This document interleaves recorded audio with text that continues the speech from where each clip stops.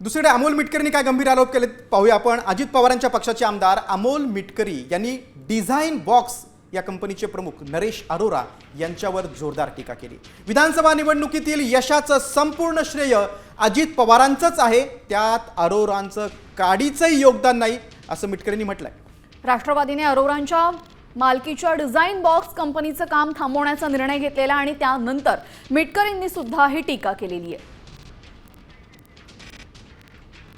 की दादांच्या मेहनतीमुळे 41 आमदार आमचे निवडून आले आणि मग निवडणुकीचा निकाल आल्याबरोबर आता पुढे सुद्धा वेगवेगळ्या राज्यामध्ये आपल्याला बोलावलं गेलं पाहिजे, आपला आर्थिक लाभ झाला पाहिजे म्हणून ह्या गळ्यांनी हातात बुके घेतला, दादाकडे गेला आणि डायरेक्ट आमच्या पक्षाच्या वरिष्ठ नेत्यांसमोर दादांच्या खांद्यावर हात टाकला।